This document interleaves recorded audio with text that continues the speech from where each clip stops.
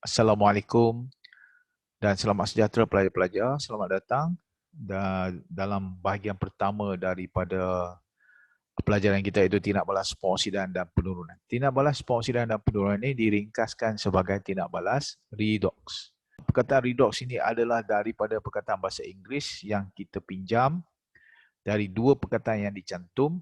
Yang pertama, reduction, yang ditranslatekan sebagai penurunan dalam bahasa Melayu. Penurunan. Oxidation, pengoksidaan. Jadi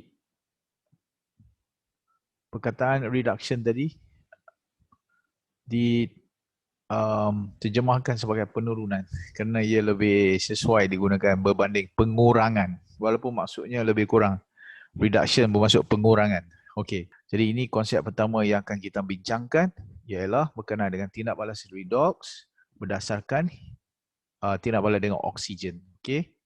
Sejak lama dahulu, ahli-ahli sains, ahli-ahli kimia mendapati bahawasanya bahan-bahan di sekeliling kita cenderung untuk bertindak balas dengan oksigen. Apabila atom oksigen bergabung dengan magnesium, kita katakan magnesium mengalami pengoksidaan. Jadi satu konsep yang cukup mudah. Pengoksidaan bermaksud mendapat oksigen. Yang mendapat oksigen adalah pengoksidaan. Bagaimana kalau bahan itu kehilangan oksigen? Kalau suatu bahan itu kehilangan oksigen, kita katakan ia mengalami penurunan. Jadi bahan yang kehilangan oksigen mengalami penurunan. Jadi contohnya di sini cikgu telah biarkan magnesium oksida ni bertindak balas pula dengan satu logam yang lebih reaktif daripada magnesium, iaitu contohnya seperti logam kalium. So kita ada logam kalium di sini. Jadi apa yang berlaku ialah logam kalium kerana dia lebih reaktif dari magnesium, dia telah bertindak balas menghasilkan kalium oksida. So apa yang berlaku kepada magnesium oksida? Kita katakan magnesium oksida mengalami penurunan. Magnesium oksida mengalami penurunan kerana kehilangan oksigen. Now, kenapa kita katakan ia mengalami penurunan? Mari kita lihat zarah yang ada di depan kita ini, kita panggil ini ialah unit magnesium oksida. Magnesium oksida ini dalam bentuk ion sebenarnya. Okey. Jadi apa yang berlaku di sini ialah struktur yang besar ini dalam bahasa Inggeris telah mengalami reduction, reduce in size and particles. Reduce, berkurang, menjadi kecil, menjadi kurang, menjadi ringkas kerana oksigennya telah keluar. So kita katakan ia mengalami reduction dalam bahasa Inggeris. Okey, so perkataan asalnya itu ialah reduction. So kita katakan magnesium oksida undergo reduction, mengalami penurunan dalam bahasa kita. Okey, jadi kita terjemahkan secara langsung dari bahasa Inggeris penurunan. Jadi kalau kita faham ni dalam bahasa Inggeris, ia lebih nampak lebih logik, iaitu suatu zarah yang besar, dua ion begini, tiba-tiba menjadi lebih ringkas, lebih kecil, menjadi kurang. Kita kata mengalami reduction. Jadi sebab itulah kita kata kehilangan oksigen di sini ialah tindak balas penurunan. Okey. Tindak balas penurunan ialah kehilangan oksigen. So cikgu tulis.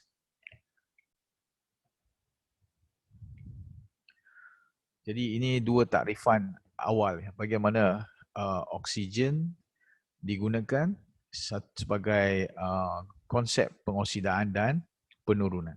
Ia merupakan konsep asal dalam tindak balas redox. Okey. Sekarang kita lihat pula tindak balas dengan hidrogen. Jadi bagaimana pula hidrogen menjadi konsep dalam tindak balas redox ini, okey?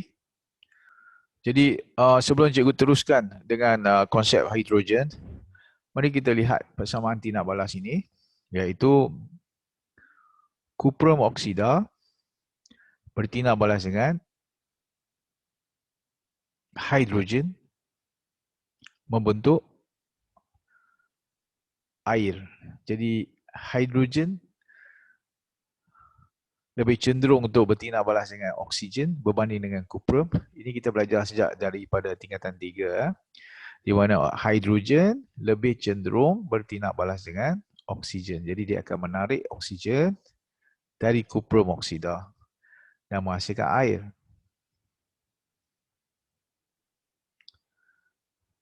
Jadi apa yang berlaku di sini? Dua tindak balas berlaku serentak. Pertama ialah kuprum 2 oksida kehilangan oksigen. Pelajar-pelajar, bahan tindak balas di depan kita ialah kuprum oksida. Kuprum 2 oksida sebenarnya. Jadi kita tak boleh katakan kuprum kehilangan oksigen, salah ya. Kuprum 2 oksida yang bertindak balas dan kehilangan oksigen. Jadi bila kita nak cari bahan yang mengalami pengoksidaan atau penurunan, kita lihat di depan kita ini nama bahan, formula bahan tersebut. Jadi kalau kita kata ini kuprum, salah lah. Ini kuprum 2 oksida. Jadi kita katakan kuprum 2 oksida telah kehilangan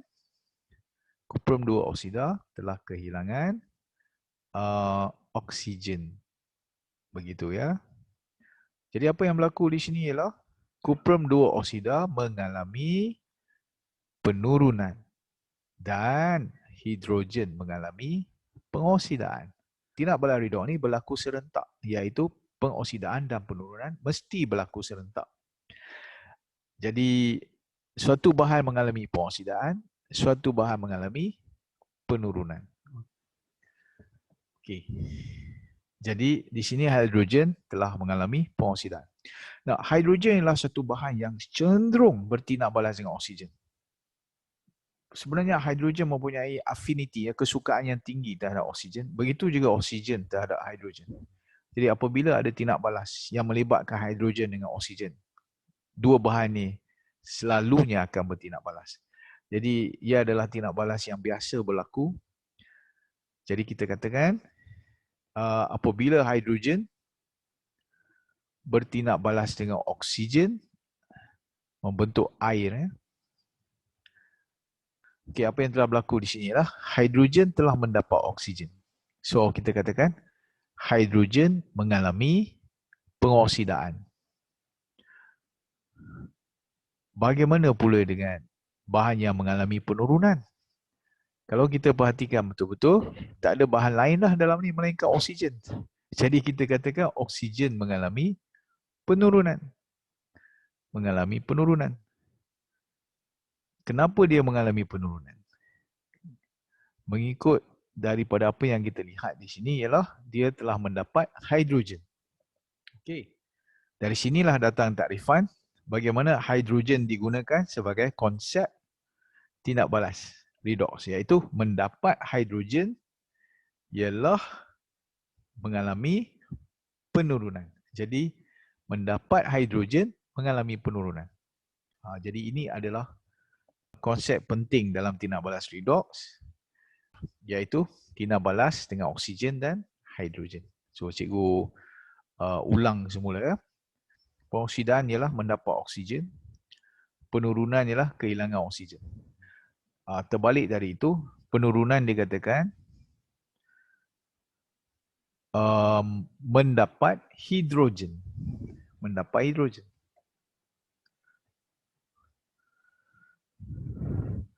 Kalau begitu, kehilangan hidrogen menjadi pengoksidaan. Jadi dia saling terbalik. Kehilangan hidrogen. Okey, pelajar-pelajar, kalau kita nak cuba hafaz sini sebenarnya ia agak mengelirukan kita. Okey, kalau kita cuba hafal dalam pelajaran mata pelajaran kimia, memahami lebih baik dari menghafal. Jadi bagaimana cara kita boleh faham tindak balas pengoksidaan dan penurunan ni berdasarkan hidrogen dan oksigen? Selalu ambil tindak balas di antara hidrogen dengan oksigen. Menjadi konsep untuk kita tahu ataupun kita faham ataupun kita ingat tindak balas ini. Okey, tengok sini cikgu tunjukkan ya. Apabila hidrogen bertindak balas dengan oksigen, berlaku tindak balas redox. Tindak balas redox berlaku serentak. Jadi, siapa mendapat oksigen? Hidrogen mendapat oksigen.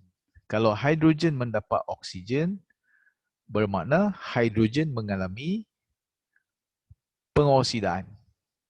Hidrogen mengalami pengoksidaan. Jadi kalau begitu, apa yang berlaku kepada oksigen? Oksigen mendapat hidrogen. So, oksigen dikatakan mengalami penurunan. Jadi dengan cara ini kita boleh sentiasa ingat atau tahu bahawasanya mendapat hidrogen ialah penurunan. Mendapat oksigen ialah pengoksidaan. Kehilangan oksigen merupakan penurunan. Kehilangan hidrogen merupakan pengoksidaan. Okey, mari kita buat satu contoh. Klorin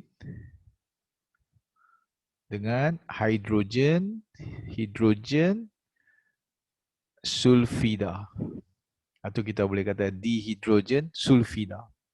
So apabila hidrogen sulfida atau dihidrogen sulfida ini bertindak balas dengan klorin, apa yang berlaku ialah hidrogen akan pergi kepada klorin membentuk HCl. Okey, so jadi HCl.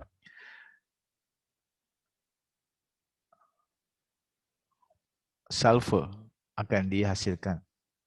Jadi kita lihat di sini bahan yang dipanggil hidrogen sulfida ni telah kehilangan hidrogen. So kita katakan dia mengalami pengoksidaan. Kehilangan hidrogen, pengoksidaan. Bahan yang mendapat hidrogen ialah klorin. So kita katakan klorin mengalami penurunan. Mengalami penurunan. Hidrogen sulfida mengalami pengoksidaan kerana kehilangan hidrogen. Jadi hidrogen ni dia terbalik dari oksigen. Okey, mendapat oksigen ialah pengoksidaan, mendapat hidrogen ialah penurunan. So yang diturunkan ialah klorin. Yang dioksidakan ialah hidrogen sulfida. Okey, jadi cikgu harap pelajar-pelajar boleh memahami pelajaran kita hari ini, iaitu tentang tindak balas redox berdasarkan tindak balas yang melibatkan hidrogen dan oksigen. Okey, jumpa lagi. Assalamualaikum dan selamat sejahtera.